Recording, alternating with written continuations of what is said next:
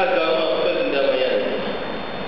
Sidang hadirin sekalian, ajaran Islam yang telah ditegakkan oleh baginda Nabi sallallahu alaihi wasallam untuk kesejahteraan sekalian alam, sejarah telah membuktikan bahawa kehidupan manusia sebelum diutusnya baginda Nabi sallallahu alaihi wasallam atau lebih dikenali dengan di zaman jahiliyah adalah dalam keadaan yang penuh dengan berbagai kezaliman seperti pembunuhan, permusuhan, keganasan, sistem politik, ekonomi dan sosial masyarakat didapati tidak berfungsi dengan betul.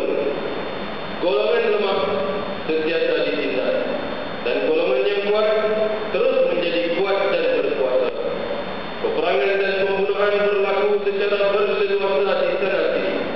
Anak-anak kecil dibunuh, tinggalkan bayi di dalam kandungan, digugurkan dan dibunuh dengan kejam tanpa beri kemanusiaan. Golongan wanita dipermain-mainkan dan diperalatkan.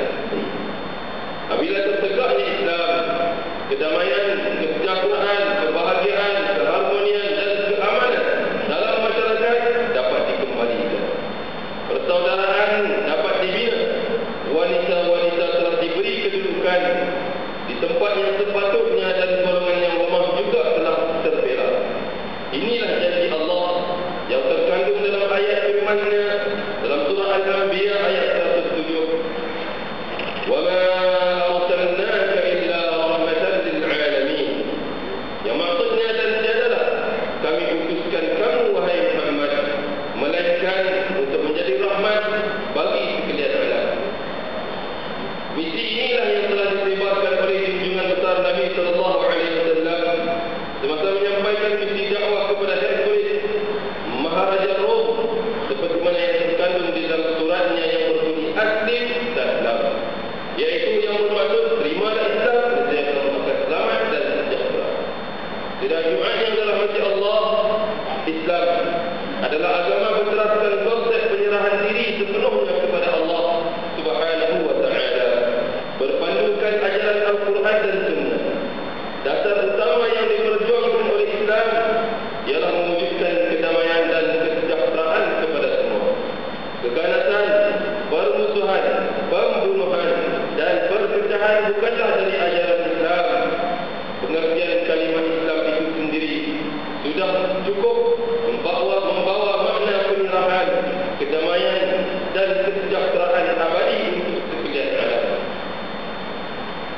Perkataan Islam berasal dalam bahasa Arab daripada aslama yuslimu islaman, yang bermaksud tunduk, patuh dan juga selamat, sejahtera serta damai. Nama Islam itu sendiri adalah diberi oleh Allah Subhanahu wa taala. Berbeza dengan agama-agama yang lain, Kristen, Yahudi, Buddha yang merujuk kepada individu, kaum dan pengasas ajaran tersebut. Sedangkan agama Islam adalah agama yang merujuk kepada nama yang diberikan oleh Allah Subhanahu wa taala. Seperti dalam firman-Nya, "Inna ad-dina 'inda Allahil Islam." Dalam ayat yang lain, "Man yabtaghi ghayra al-Islam dinan falan yuqbal minhu wa huwa fil akhirati minal khasirin." Dan siapa yang mencari agama selain daripada agama Islam, maka tidak akan diterima daripadanya. Dan ia pada hari akhirat nanti dari kalangan orang-orang yang rugi. Para hadirin yang dirahmati Allah, Al-Quran menjelaskan kepada kita bahawa para Rasul dan Islam yang diperjuangkan tidak pernah sunyi daripada tentangan dan serangan musuh-musuhnya. Kitab-kitab suci termasuk Al-Quran diingkari serta diperburukkan dengan berbagai label-label. Demikian juga dengan para Rasulnya yang difitnah dengan berbagai tuduhan seperti tukang sihir, tukang sirik, orang gila, pemecah belah masyarakat dan seumpamanya. Perkara ini telah dinyatakan oleh Allah Subhanahu wa taala dalam firman-Nya dalam surah Al-An'am ayat 112. Wa kadzalika ja'alna likulli nabiyyin 'aduwwan shayatin al-insi wal jinn yuhi ba'dhum ila ba'dhin zukhrufal qawli ghurura walau sha'a rabbuka ma fa'aluhu fadharhum wa ma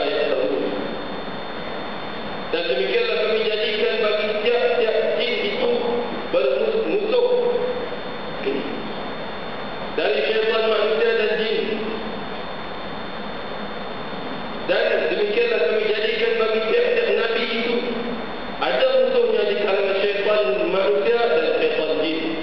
Setengahnya membisikkan kepada setengah yang lain kata-kata dusta yang indah untuk memperdayakan pendengarnya. Dan jika dikehendaki Tuhanmu, tentulah mereka tidak melakukannya.